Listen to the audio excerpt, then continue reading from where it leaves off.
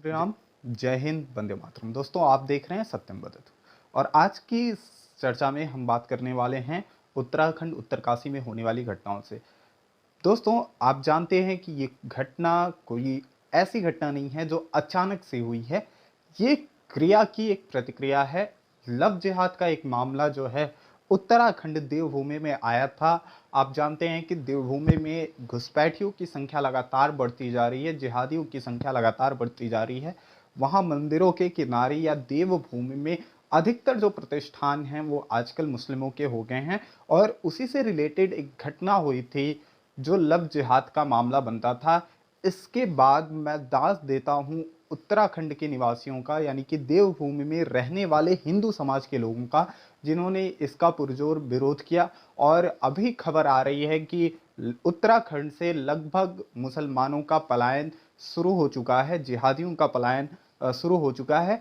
अब इसके बाद ये जो क्रिया की प्रतिक्रिया है, इसके बाद भी बहुत सारी प्रतिक्रियाएं आना था और वो आने लगी, चाहे ओवैसी हों, ठीक है, या फिर क्या नाम है उसका, आरफा खानम शेरवानी या फिर ध्रुव राठी जैसे लोग जो है गला फाड़ करके चिल्लाना शुरू कर दिए हैं।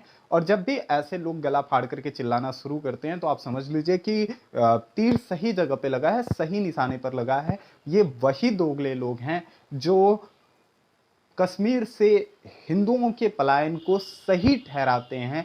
उस पर इनकी जबान नहीं खुलती है। कश्मीर फाइल्स जैसे पिक्चर को झूठा बना देते हैं, केरला स्टोरी जैसे पिक्चरों को ये झूठा बना देते हैं।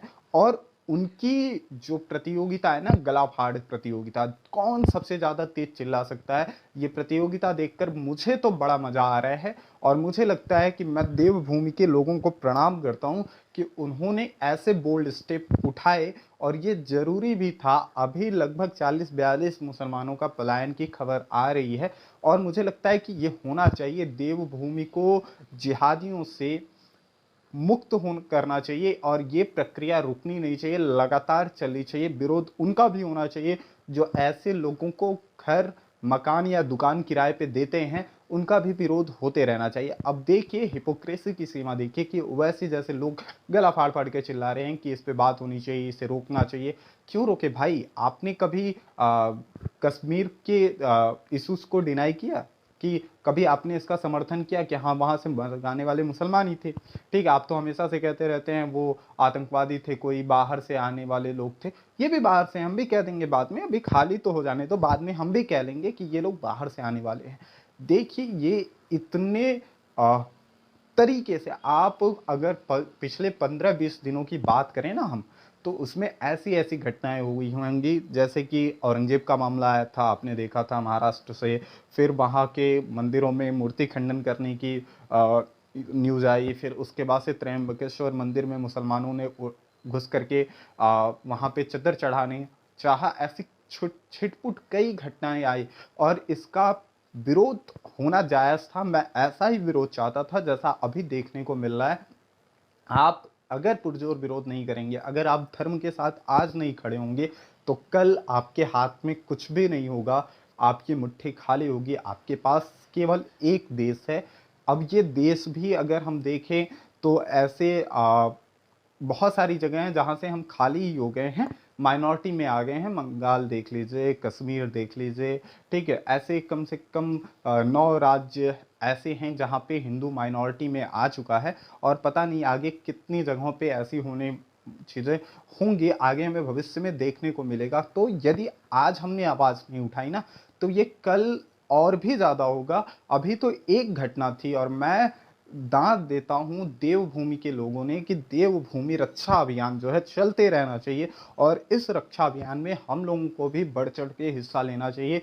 आप बात करिए, बोलिए, आप जो भी हैं, यूट्यूब चलाते हैं, सोशल मीडिया पे हैं, फेसबुक पे हैं, व्हाट्सएप पे हैं, ठीक है, ट्विटर पे हैं, कहीं भी हैं, आप इसके सपोर्ट में खड़े होइए। वहाँ के हिंदुओं को हमें कमज़ोर नहीं पड़ने देना है, उन्हें हमें अकेला महसूस नहीं कराना है, उनके साथ हमें बने रहना है। और हमें इतने जो लोग बिलबिला रहे हैं, ओवैसी जैसे लोग, सो कॉल्ड सेक्युलर, AIMIM के पार्टी संस्थापक, ठीक है, अब आप उसका जानते ही हैं, ऑल इंडिया मुस्लिमीनों इस्लामिया करके उसका संगठन है, ठीक है, तो ऐसे लोग जो नाम में ही मुसलमानी रखते हैं और वो अपने आप को सेक्युलर बनने की कोशिश करते हैं, तो ऐसे सेक्युलरों से हमें बचना है। इनके पेट में दर्द होना शुरू हुआ है और वो होना चाहिए। ठीक है, ये एक घटना ऐसे नहीं शुरू हुई, ये घटना है क्रिया की, प्रतिक्रिया की। आप इसमें हिंदू संगठनों को दोष नहीं दे सकते। जरूरी नहीं है कि हर एक हिंदू दिल्ली के हिंदुओं की तरह हो, जो घिसता हो, पिटता हो, मरता हो, कटता हो, लेकिन आवाज़ नहीं उठाएगा, बात नहीं करेगा। ठीक है, वो विरोध नहीं करेगा। देवभूमि के लोग ऐसे नहीं हैं, वो देवभूमि है। और वहाँ देवभूमि में जो ऐसे राक्षस प्रवृत्ति के लोग हैं, उनका रहना उचित नहीं है। अगर वो रहेंगे तो देवभूमि को भी कहीं ना कहीं ये अपवित्र करने का ही काम करेंगे, वहाँ पे गंदे काम करेंगे। ठीक है, क्योंकि इनकी नस नस में गंदगी भरी हुई है, ये गंदगी की पैदाइश है और ये गंदगी में ही रहना पसंद करते हैं। ठीक है, इन्हें अच्छी चीज़ें पसंद नहीं आती। तो देवभूमि के लोगों से मेरा अनुरोध है कि आपका ये विरोध प्रदर्शन रुकना नहीं चाहिए, ये और तेज होना चाहिए। बस विनती इतनी है कि आप किसी भी प्रकार की उपद्रवता ना करें, पब्लिक प्रॉपर्टी को तोड़ फोड़ ना पहुंचाएं, नुकसान ना करें, कहीं पे आगजनी ना करें, शांतिपूर्ण तरीके से विरोध करें, वहां से इन जिहादियों को खाली कराएं। और देवभूमि के लोग देवभूमि रक्षा अभियान में बढ़ चढ़कर हिस्सा लें। यहाँ तक कि देवभूमि के ही लोग नहीं, हम जैसे, आप जैसे जितने भी लोग मेरी वीडियो देख रहे हैं, मैं उम्मीद करता हूँ कि आप इसके समर्थन में खड़े होंगे। क्योंकि देवभूमि में हिंदुओं के अंदर वो शक्ति आई है, वो जो दिखना चाहिए वो दिख रहा है उनके विरोध प्रदर्शनों से, कि वो किस तरीके से सजग हैं। ठीक है, अपने आने वाले भविष्य को लेकर के हमें भी सजग होना चाहिए, हमें बच के रहना चाहिए इन हरे टिड्डों से। क्योंकि ये कभी भी जहाँ भी लगते हैं वहाँ से जड़ से साफ कर देते हैं। आपने देखा होगा कि कभी टिड्डे आपके खेत में आ जाएं तो वो पूरे के पूरे खेत को समाप्त कर देते हैं, और ऐसा ही हाल इनका है। ठीक है, ये धीरे धीरे जो है समाप्त कर देंगे वहाँ की पहचान को। क्योंकि कोई भी मौलाना आता है, कल को जो है बद्रीनाथ को बदरुद्दीन बता देता है, कुछ भी ऐसे बात करते रहते हैं। तो अगर ये देवभूमि में रह गए कुछ साल और इनकी जनसंख्या बढ़ी, तो क्या आपको नहीं लगता है कि देवभूमि को भी ये अपने वक्फ बोर्ड का हिस्सा बता देंगे कि ये तो वक्फ बोर्ड की प्रॉपर्टी है। ठीक है, हिंदुओं के मकानों को भी ये कहीं ना कहीं कब्जा करना शुरू कर देंगे। इन सारी चीज़ों से हमें बच के रहना है, सावधान रहना है, उत्तराखंड को बचाना है। उत्तरकाशी में हो रही घटनाओं के सपोर्ट में मैं खड़ा हूँ। बस मेरा इतना अनुरोध है कि आप वहाँ पे किसी भी तरीके से पब्लिक प्रॉपर्टी को नुकसान ना पहुँचाएं। आप किसी पुलिस वाले पे या किसी सुरक्षाकर्मी पे हाथ ना उठाएं। आप अपना विरोध प्रदर्शन जारी रखें, वहाँ से इन जिहादियों का पलायन होना चाहिए। और मैं इसके पीछे नहीं मैं इसके पीछे पूरी तरीके से आपके साथ हूँ।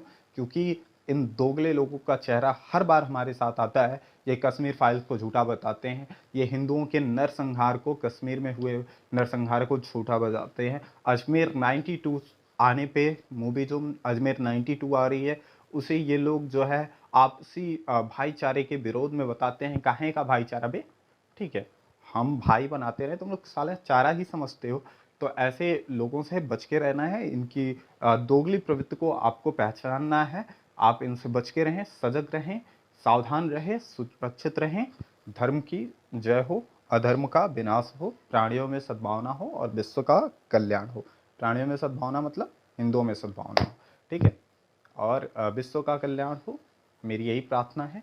मैं उम्मीद करता हूँ कि आपको वीडियो अच्छी लगी होगी। अगर वीडियो अच्छी लगती है तो चैनल को लाइक, सब्सक्राइब और शेयर करना ना भूलें। जय हिंद, वंदे मातरम।